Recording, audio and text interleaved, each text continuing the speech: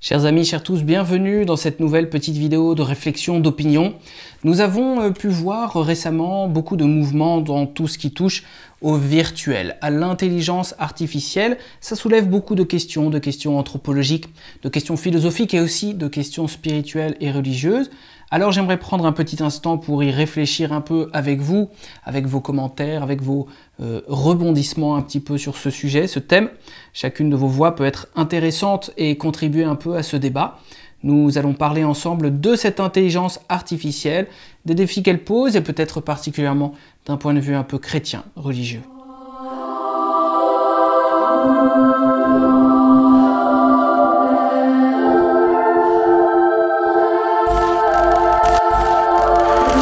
Alors pour faire d'abord un petit point historique, je rappelle que l'avènement du deepfake dans notre monde peut être daté en fait assez précisément, à peu près de l'année 2016, de l'automne 2016, plus précisément encore, aussi bien audio que vidéo d'ailleurs.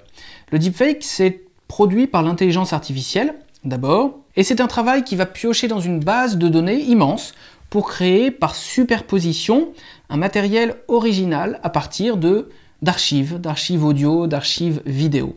En gros, on va changer le visage d'une personne dans un fichier vidéo ou bien la voix d'une personne dans un fichier audio pour faire dire à quelqu'un souvent de célèbre ou qui est décédé, par exemple depuis longtemps, quelque chose qu'il n'a jamais dit ou le faire paraître dans un environnement dans lequel on ne l'a jamais vu.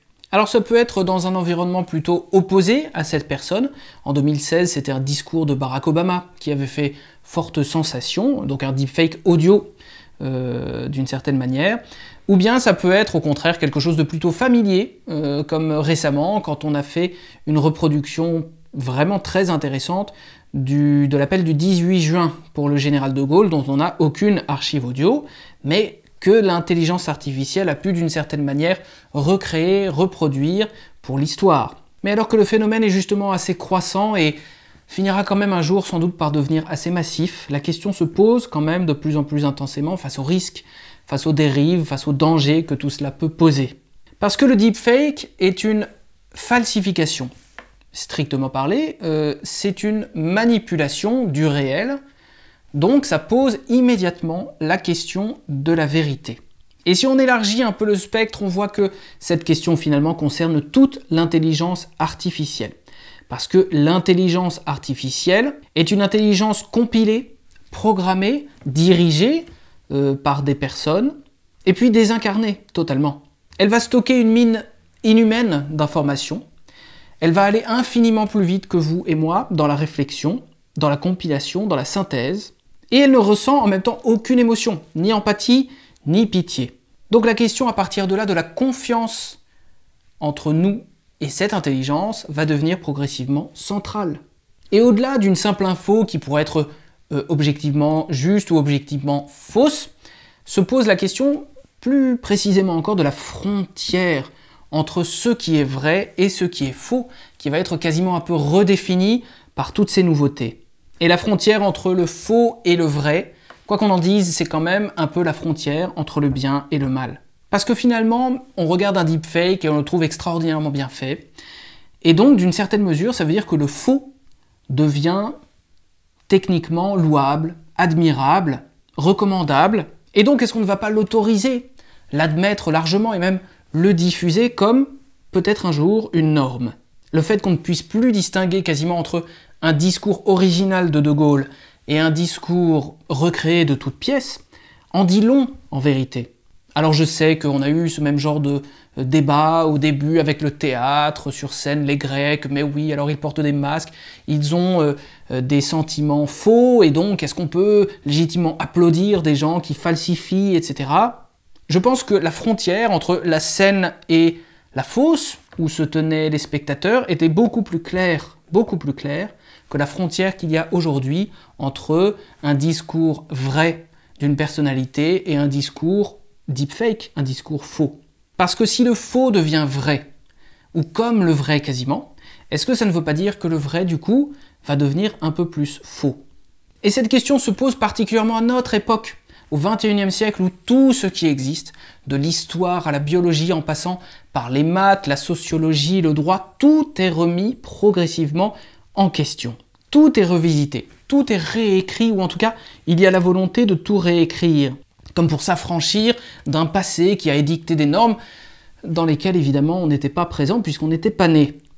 On va vouloir déboulonner un petit peu les mythes comme on déboulonne les statues. Et tout aujourd'hui, malheureusement, sans doute, même le quantifiable, même l'observable, même ce qui est évaluable, tout risque de devenir mythe.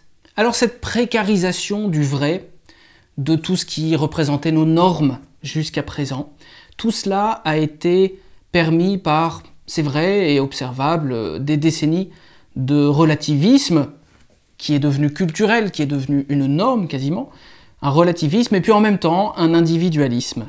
Tout cela a fragilisé le sens du collectif, le sens de l'intérêt général, le sens de la tradition, c'est-à-dire de la transmission. Et finalement, on le remarque de plus en plus jusqu'au fondement de la pensée humaine, de la réflexion, de la relation. Alors la question qui se pose à la fin pour nous tous, c'est mais qui aura les manettes à la fin de cette intelligence artificielle devenue omnipotente?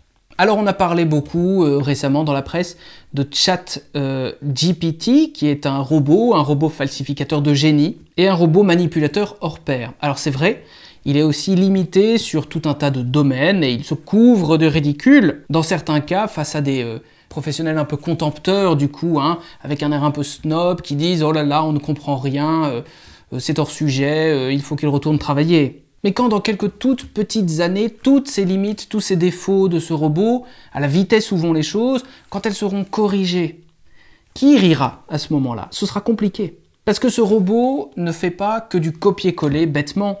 Il va créer quasiment au sens strict, et même s'il crée avec des algorithmes évidemment. Mais il imite parfaitement l'humain et même le dépasse dans certains cas, au moins techniquement.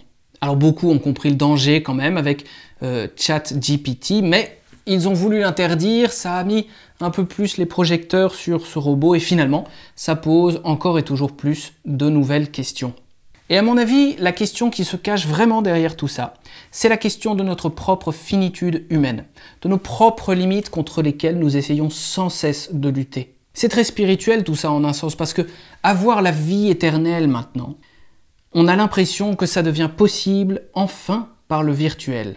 Dépasser un peu nos petites bornes de notre intelligence, nos petites 70 ou 80 ou 90 années de vie, notre incapacité foncière à comprendre les choses, notre lenteur, notre mauvaise mémoire, tout ça semble désormais possible. Alors évidemment, avant, tout ça ne se faisait, ce dépassement extraordinaire, qu'au ciel.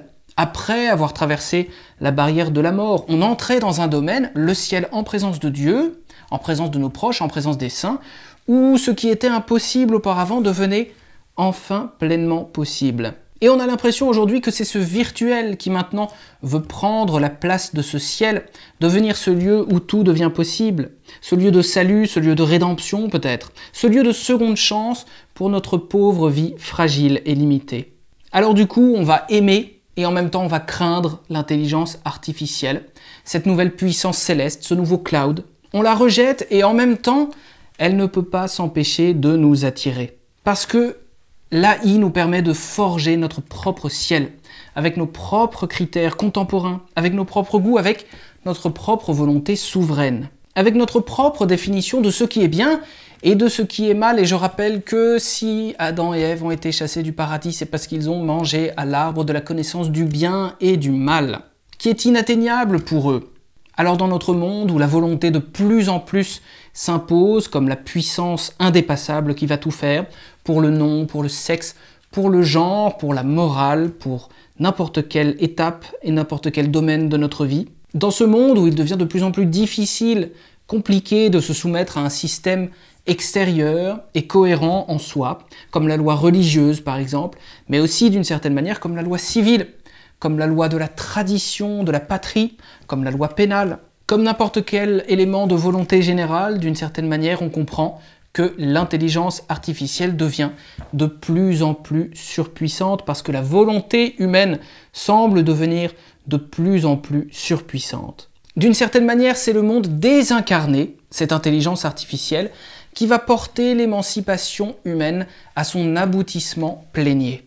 Mais la vérité, c'est que cette intelligence artificielle n'est rien d'autre qu'une idéologie. Ça n'est pas que de la technique pure. Il y a de la pensée derrière qui dirige un peu les choses. Et le pape François, depuis quelques années, qui a vu monter un peu ces différentes idéologies qui prennent de plus en plus de place, a flairé un peu le danger et nous transmet quelques avertissements. Il nous dit que le christianisme a toujours donné la priorité aux faits plutôt qu'aux idées. Il dit qu'avec la théorie du genre, par exemple, on voit très bien qu'on veut imposer une idée à la réalité. Et d'ailleurs, des candidats à la présidentielle l'ont dit à la dernière présidentielle en 2022 en disant « Mais si vous voulez changer de sexe, même si ça n'est pas la réalité, peu importe si c'est votre volonté », disait l'un des candidats dans un discours. Le pape François ajoute que l'idéologie a toujours un attrait un peu diabolique, c'est un mot un peu fort, mais c'est important parce qu'il nous dit qu'elle attire, parce que précisément l'idéologie est désincarnée. Je me souviens de la fin du film V pour Vendetta où on voyait le héros, qui n'a pas de visage, qui a toujours un masque, dire à la personne qui s'apprêtait à le tuer « Vous ne pouvez pas me tuer parce que je suis une idée et que les idées sont imperméables aux balles. Elles sont immortelles d'une certaine manière. » Et encore récemment, en parlant du chemin synodal allemand, le pape François a rappelé que quand l'idéologie s'immisce quelque part, disait-il, l'Esprit Saint rentre chez lui et que, devant l'idéologie, même l'Esprit Saint faiblit. Il va jusqu'à dire que l'idéologie l'emporte sur le Saint-Esprit. Parce que le cœur est tellement fermé à la grâce et à l'action guérissante de Dieu. Alors tout cela nous dit qu'il y a quand même encore un domaine qui est encore étranger à l'intelligence artificielle, et ce domaine, c'est précisément le spirituel. Parce que l'incarnation est précisément la réponse chrétienne à ce qui est faux et aussi à ce qui est mal, à ce qui est ambigu. Parce qu'on peut donner toute la forme qu'on veut à une idée invisible, mais pas à la chair. La chair, c'est quelque chose de tangible, c'est quelque chose de saisissable, de palpable, rien qu'en le voyant devant nous.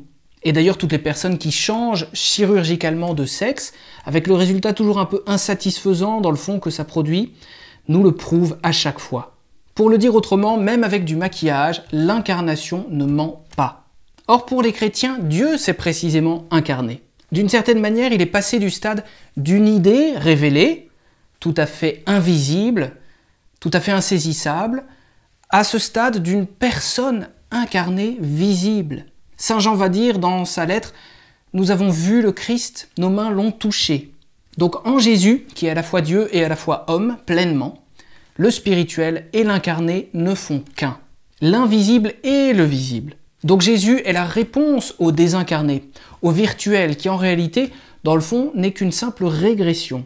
Devant tout ce qui vient générer du fake à longueur de journée, seule la parole de Jésus va résonner encore, en disant « Je suis le chemin, la vérité et la vie éternelle. » Toute autre idée de vie éternelle n'est donc qu'une illusion, un divertissement trompeur pour nous tous. Voilà, chers amis, où nous ont mené cette réflexion courte sur la question de l'intelligence artificielle, du virtuel et surtout de l'incarnation qui essaie d'y répondre d'une certaine manière. Merci pour votre attention, n'hésitez pas à laisser quelques commentaires et je vous dis à bientôt pour une prochaine vidéo.